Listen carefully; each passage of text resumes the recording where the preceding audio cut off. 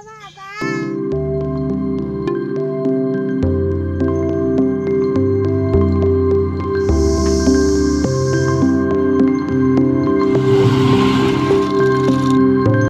Hello ಎಲ್ಲರಿಗೂ ನಮಸ್ಕಾರ. Welcome back to my channel. ನಾನು ನಿಮ್ಮ ಪ್ರೀತಿಯ ಭವ್ಯ. ಎಲ್ಲರೂ ಹೇಗಿದ್ದೀರಾ? ಎಲ್ಲರೂ ಚೆನ್ನಾಗಿದ್ದೀರಾ ಅಂತ ಅಂದ್ಕೊಳ್ತಾ ಇದ್ದೀನಿ. ನಾನು ಕೂಡ ತುಂಬಾ ಚೆನ್ನಾಗಿದ್ದೀನಿ. ಇವತ್ತಿನ ಒಂದು ವಿಡಿಯೋನ ನಾನು ಬೆಳಗಿನ ಜಾವದಿಂದನೇ ಶುರು ಮಾಡ್ತಾ ಇದ್ದೀನಿ. ಸೊ 5 ಗಂಟೆಗೆ ಎದ್ದೇಳೋಣ ಅಂತ ಅಂದ್ಕೊಂಡು 5:40ಕ್ಕೆ ಎದ್ದಿದ್ದೀನಿ. ಸೊ ಬನ್ನಿ ಫ್ರೆಂಡ್ಸ್, ಹಾಗಾದರೆ ಇವತ್ತಿನ ಒಂದು ವಿಡಿಯೋನ ಶುರು ಮಾಡೋಣ. ನನ್ನ ಈ ಒಂದು ಚಾನಲ್‌ಗೆ ನೀವೇನಾದರೂ ಹೊಸಬರಾಗಿದ್ರೆ ದಯವಿಟ್ಟು ಸಬ್ಸ್ಕ್ರೈಬ್ ಮಾಡ್ಕೊಂಡು ನೋಡಿ. ಹಾಗೇನೇ ಈ ಒಂದು ವಿಡಿಯೋ ನಿಮ್ಗೇನಾದರೂ ಇಷ್ಟ ಆಯಿತು ಅಂತ ಅಂದರೆ ಒಂದು ಲೈಕ್ ಮಾಡಿ, ಕಮೆಂಟ್ ಮಾಡಿ, ಶೇರ್ ಮಾಡಿ. ವಿಡಿಯೋನ ಎಲ್ಲೂ ಕೂಡ ಸ್ಕಿಪ್ ಮಾಡದೆ ಪೂರ್ತಿಯಾಗಿ ನೋಡಿ ಫ್ರೆಂಡ್ಸ್. ನಿಮ್ಮೆಲ್ಲರ ಸಪೋರ್ಟು ನನಗೆ ತುಂಬ ಅಂದರೆ ತುಂಬಾ ಮುಖ್ಯ. ಸೊ 5 ಗಂಟೆಗೆ ಎದ್ದೇಳೋಣ ಅಂತ ಅಂದ್ಕೊಂಡು 5:40ಕ್ಕೆ ಎದ್ದಿದ್ದೀನಿ. ಸೊ ಎದ್ದು ಫ್ರೆಶ್ ಅಪ್ ಆಗಿ ಬಿಸಿ ನೀರು ಕಾಯಿಸ್ಕೊಂಡು ಬಿಸಿನೀರು ಕುಡಿತಾ ಇದ್ದೀನಿ. ಸೊ ಬಿಸಿನೀರು ಬೆಳಗಿನ ಟೈಮ್ ಕುಡಿಯೋದ್ರಿಂದ ಸ್ವಲ್ಪ ಮನಸ್ಸಿಗೆ ಮತ್ತು ದೇಹಕ್ಕೆ ಸಮಾಧಾನ ಅಂತ ಅನಿಸುತ್ತೆ. ಸೊ ನೈಟ್ ಊಟ ಏನಾದರೂ ಜೀರ್ಣ ಆಗಿಲ್ಲ ಅಂತ ಅಂದ್ರೂ ಕೂಡ ಬಿಸಿ ನೀರು ಕುಡಿಯೋದ್ರಿಂದ ನಮಗೆ ಡೈಜೆಷನ್ ಕೂಡ ಚೆನ್ನಾಗಾಗುತ್ತೆ. ಸೊ ಬಿಸಿ ನೀರನ್ನ ಕುಡಿದು ನಾನು ವಾಕ್ ಹೋಗೋಣ ಅಂತ ರೆಡಿ ಆಗ್ತಾ ಇದ್ದೀನಿ. ಬೇಗ ಎದ್ದಿದ್ರೆ ಇನ್ನೂ ಜಾಸ್ತಿ ವಾಕ್ ಮಾಡ್ಬೋದಿತ್ತು. ಸೊ ಲೇಟಾಗಿ ಎದ್ದಿರೋದ್ರಿಂದ ಇವತ್ತು ಜಾಸ್ತಿ ಮಾಡೋಕ್ಕಾಗಲ್ಲ ಅಂತ ಅನಿಸುತ್ತೆ. ಸೊ ನೋಡೋಣ ಬನ್ನಿ, ಎಷ್ಟೊತ್ತಾಗುತ್ತೆ ಅಷ್ಟೊತ್ತು ಮಾಡೋಣ. ಸೊ ಅದು ಅಲ್ಲದೆ ಇವತ್ತು ದೂರ ವಾಕ್ ಹೋಗೋಕ್ಕಾಗಲ್ಲ. ಯಾಕೆ ಅಂತ ಅಂದರೆ ಇವತ್ತು ನಮ್ಮ ಮನೆಯವರು ಇರಲಿಲ್ಲ, ಬೆಂಗಳೂರಿಗೆ ಹೋಗಿದ್ರು. ಸೊ ಹಾಗಾಗಿ ನನ್ನ ಮಗಳು ಒಬ್ಬಳೇ ಇದ್ಲು. ಇವತ್ತು ದೂರ ಎಲ್ಲೂ ಹೋಗ್ತಾ ಇಲ್ಲ. ಮನೆ ಹತ್ರನೇ ಮನೆ ಮುಂದೆನೇ ಸ್ವಲ್ಪ ಜಾಗ ಇದೆ. ಅಲ್ಲೇ ವಾಕ್ ಮಾಡಿಕೊಂಡು ಆಮೇಲೆ ಮನೆ ಹತ್ರನೇ ಸ್ವಲ್ಪ ವಾಕ್ ಮಾಡೋಣ ಅಂತ ಹೋಗ್ತಾ ಇದ್ದೀನಿ. ಇವತ್ತು ಸ್ವಲ್ಪ ಲೈಟಾಗಿ ಚಳಿ ಇತ್ತು. ಸೊ ಆದ್ರೂ ಕೂಡ ಇವತ್ತು ಸ್ವೆಟ್ರ್ ಏನೂ ಹಾಕ್ಕೊಳ್ದೇ ಹೋಗ್ತಾ ಇದ್ದೀನಿ. ನನಗೆ ಚಳಿ ಅಂತಂದರೆ ಸ್ವಲ್ಪ ಆಗೋದಿಲ್ಲ. ಸೊ ಆದ್ರೂ ಕೂಡ ಇವತ್ತು ಹಾಗೇ ಹೋಗ್ತಾ ಇದ್ದೀನಿ. ಎಲ್ಲದಕ್ಕೂ ಕೂಡ ಅಭ್ಯಾಸ ಆಗಬೇಕು ಅಂತ ಅಂದ್ಕೊಂಡಿದ್ದೀನಿ. ಎಷ್ಟೋ ಸಲ ಅದು ಮಾಡಬೇಕು, ಇದು ಮಾಡಬೇಕು, ಏನೇನೋ ಮಾಡಬೇಕು ಅಂತ ಅಂದ್ಕೊಳ್ತೀವಿ. ಏನೂ ಮಾಡೋಕ್ಕಾಗೋದಿಲ್ಲ. ಸೊ ಕೆಲವೊಮ್ಮೆ ಟೈಮು, ಇನ್ನು ಕೆಲವೊಮ್ಮೆ ನಮ್ಮ ಮನಸ್ಥಿತಿ ಸೊ ಸರಿ ಇಲ್ಲ ಅಂತ ಅಂದಾಗ ನಾವು ಏನೇ ಅಂದ್ಕೊಂಡ್ರೂ ಕೂಡ ಮಾಡೋದಕ್ಕಾಗೋದಿಲ್ಲ. ಇಷ್ಟು ದಿನ ಒಂದು ರೀತಿ ಲೈಫ್ ಆದರೆ ಇನ್ನು ಮುಂದೆ ಒಂದು ರೀತಿ ಲೈಫು. ಸೊ ಇಷ್ಟು ದಿನ ಯಾವುದೋ ಟೈಮ್ಗೆ ಎದ್ದೇಳ್ತಿದ್ದೆ, ಯಾವುದೋ ಟೈಮಿಗೆ ಕೆಲಸ ಮಾಡ್ಕೊಳ್ತಿದ್ದೆ.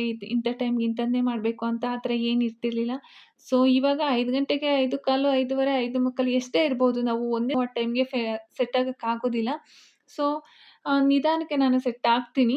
ಇವಾಗಿಂದು ಯಾವ ಥರ ಇದೆ ಅಂತ ಅಂದರೆ, ಸೊ ಇವಾಗ ವಾಕ್ ಮುಗಿಸ್ಕೊಂಡು ಸ್ವಲ್ಪ ಎಕ್ಸಸೈಸ್‌ನ ಮಾಡಿಕೊಂಡು, ಇನ್ನು ಬಾಗಿಲಿಗೆಲ್ಲ ನೀರು ಹಾಕಿ ಒಳಗಡೆ ಹೋಗಿ ಕಾಫಿ ಎಲ್ಲ ಮಾಡ್ಕೊಂಡು ಕುಡಿದು, ಪಾತ್ರೆ ಎಲ್ಲ ತೊಳೆದು, ತಿಂಡಿ ಎಲ್ಲ ಮಾಡಿಟ್ಟು, ಮನೆ ಕೆಲಸ ಎಲ್ಲ ಮುಗಿಸ್ಕೊಂಡು, ಸೊ ನನ್ನ ಮಗಳಿಗೆ ತಿಂಡಿನ ತಿನ್ನಿಸ್ಕೊಂಡು, ನಾನು ತಿಂಡಿನ ತಿಂದು, ಇನ್ನು ನಾನು ಟೈಲರಿಂಗ್ ಕ್ಲಾಸ್‌ಗೆ ಹೋಗೋದು. 10 ಗಂಟೆಗೆಲ್ಲ ನಾನು ಮನೇನ ಬಿಡ್ತೀನಿ. ಸೊ 10 ಗಂಟೆಗೆ ಮನೆ ಬಿಟ್ಟೆ ಅಂತ ಅಂದರೆ ನನಗೆ ಅಲ್ಲಿ ಬಸ್ಸು ಒಂದೊಂದು ದಿನ 10:15, 10:30 ಹೀಗೆಲ್ಲ ಬರುತ್ತೆ. ಒಂದೊಂದು ದಿನ 10:10ಕ್ಕೆಲ್ಲ ಹೋಗ್ಬಿಟ್ಟಿರುತ್ತೆ. ಸೊ ಹಾಗಾಗಿ ನಾನು ಮನೇನ 10 ಗಂಟೆ 10:05ಕ್ಕೆಲ್ಲ ಬಿಟ್ಬಿಡ್ತೀನಿ. ಅದು ಅಲ್ಲದೆ ನನ್ನ ಮಗಳನ್ನ ಕರ್ಕೊಂಡು ಹೋಗೋದ್ರಿಂದ ಒಂದೊಂದು ದಿನ ಅವಳು ನಡೀತಾಳೆ, ಒಂದೊಂದು ದಿನ ನಡೆಯೋದಿಲ್ಲ. ಸೊ ಹಾಗಾಗಿ ನಾನು 5 ನಿಮಿಷ ಬೇಗನೆ ಹೊರಡ್ತೀನಿ. ಇನ್ನು ಅವಳನ್ನ ಕರ್ಕೊಂಡೋಗಿ ನಾನಲ್ಲಿ ಅವಳನ್ನ ಇಟ್ಕೊಂಡು ಟೈಲರಿಂಗ್ ಕ್ಲಾಸ್‌ನ ಮುಗಿಸ್ಕೊಂಡು ಮತ್ತೆ ರಿಟರ್ನ್ ಬಸ್ ಬಂದ್ವಿ ಅಂತ ಅಂದರೆ, ಆ ಬಸ್ ಅಂತೂ ಫುಲ್ ರಶ್ ಇರುತ್ತೆ. ಆ ರಶಲ್ಲಿ ನನ್ನ ಮಗಳನ್ನ ಕರ್ಕೊಂಡು ಆ ಉರಿ ಬಿಸಿಲಲ್ಲಿ ನಡ್ಕೊಂಬರೋ ಅಷ್ಟರೊಳಗಡೆ ಸಾಕು ಅನ್ನೋಂಗೆ ಆಗೋಗ್ಬಿಡುತ್ತೆ. ಸೊ ಅಲ್ಲಿಂದ ಮನೆಗೆ ಬರೋ ಅಷ್ಟರೊಳಗಡೆ 2 ಗಂಟೆ ಆಗುತ್ತೆ. 2 ಗಂಟೆಯಿಂದ ನಾನು ಬಂದು ಸಾಂಬಾರು ಏನಿಲ್ಲ ಅಂತ ಅಂದರೆ ಸಾಂಬಾರು ಮಾಡಿಕೊಂಡು, ರೈಸ್ ಮಾಡಿಕೊಂಡು ಊಟ ಮಾಡಿ ಅವಳನ್ನ ಮಲಗ್ಸೋಣ ಅನ್ನೋ ಅಷ್ಟರೊಳಗಡೆ 3:30 ಆಗೋಗ್ಬಿಡುತ್ತೆ.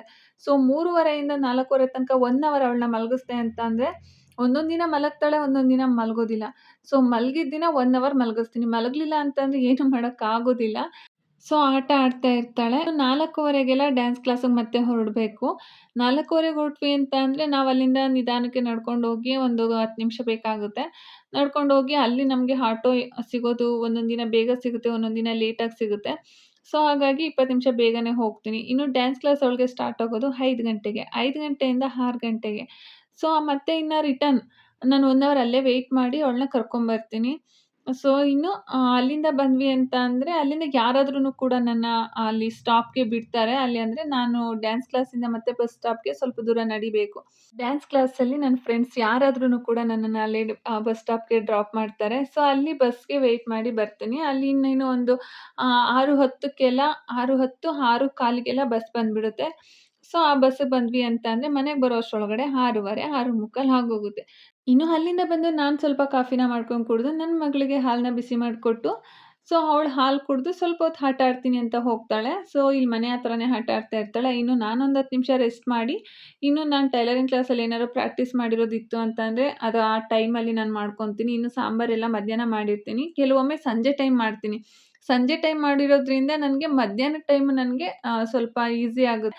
ಸಾಂಬಾರಿತ್ತು ಅಂತಂದರೆ ಬಂದ್ಬಿಟ್ಟು ರೈಸ್ ಮಾಡ್ಕೊತೀನಿ. ಇಲ್ಲ ಅಂತಂದರೆ ಬೆಳಗಿನ ಟೈಮ್ ಏನಾದರೂ ತಿಂಡಿ ಜಾಸ್ತಿ ಉಳಿದಿತ್ತು ಅಂತ ಅಂದರೆ ಸೊ ಅದನ್ನೇ ಬಂದು ತಿನ್ಕೊಂತೀವಿ. ಅದೇ ಬೇಕು, ಇದೇ ಬೇಕು ಅಂತ ಅನ್ಕೊಳಕ್ಕಾಗೋದಿಲ್ಲ. ಯಾವ್ದಿರುತ್ತೆ, ಹೇಗಿರುತ್ತೆ ಹಾಗೇನೆ ನಾವು ಲೈಫ್‌ನ ತಗೋಬೇಕಾಗುತ್ತೆ. ಸೊ ನಮ್ಗೂನು ಇರುತ್ತೆ ಆಸೆಗಳು. ಹಾಗಿರ್ಬೇಕಿತ್ತು, ಹೀಗಿರ್ಬೇಕಿತ್ತು, ಅದನ್ನ ತಗೋಬೇಕಿತ್ತು, ಇದನ್ನ ತಗೋಬೇಕಿತ್ತು, ಅಲ್ಲೋಗ್ಬೇಕಿತ್ತು, ಇಲ್ಲೋಗ್ಬೇಕಿತ್ತು. ಸೊ ಈ ಥರ ತುಂಬ ಇರುತ್ತೆ. ಬಟ್ ಏನು ಮಾಡೋಕ್ಕಾಗಲ್ಲ ಅಲ್ಲ. ಸೊ ಆಸೆ ಹಿಂದೆ ನಾವು ಹೋಗಕ್ಕಾಗಲ್ಲ. ನಮ್ಮ ಲೈಫ್ ಹೇಗಿರುತ್ತೆ ಹಾಗೆ ನಾವು ನೋಡ್ಕೊಂಡು ಹೋಗ್ಬೇಕಾಗುತ್ತೆ.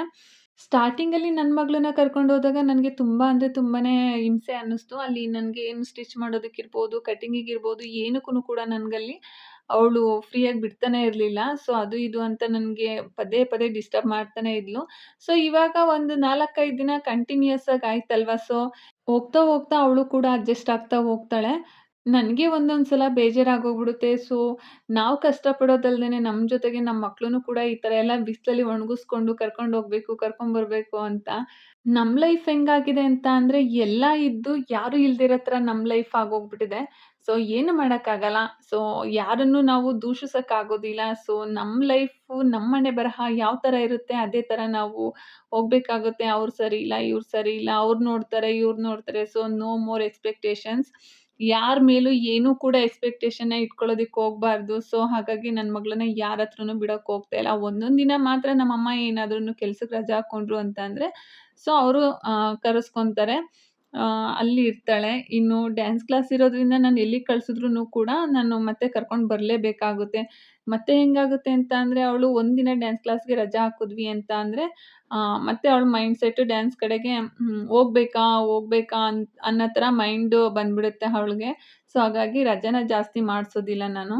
ನೋಡಿ ಇವಾಗ ಹೆಂಗಾಗಿದೆ ಅಂತ ಅಂದರೆ ನಾನು ಸಂಡೇ ಟೈಮಲ್ಲಿ ಬಸ್‌ಗೆ ವೆಯ್ಟ್ ಮಾಡಿದ್ರೆ ಬಸ್ಸೇ ಸಿಗೋದಿಲ್ಲ. ಇವತ್ತು ಒಂದರಿಂದೇ ಒಂದು 3 ಬಸ್ ಬರ್ತಿದೆ.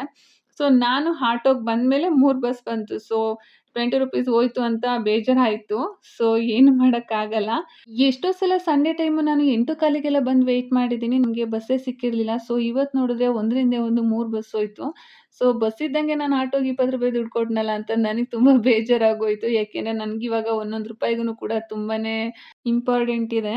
ಸೊ ಇನ್ನು ತಿಂಡಿನ ಮನೆಯಿಂದನೇ ಚಿತ್ರಾನ್ನನ ಮಾಡ್ಕೊಂಬಂದಿದ್ದೆ. ನನ್ನ ಮಗಳಿಗೆ ತಿಂಡಿನ ತಿನ್ನಿಸಿ, ನಾನು ಕೂಡ ತಿಂಡಿನ ತಿಂದು ನನ್ನ ಮಗಳನ್ನ ಪಾರ್ಕಲ್ಲಿ ಆಟ ಆಡಿಸ್ತಾ ಇದ್ದೀನಿ. ಸೊ ಒಂದು 3, 4 ವಾರದಿಂದ ಕರ್ಕೊಂಡು ಬಂದಿರಲಿಲ್ಲ.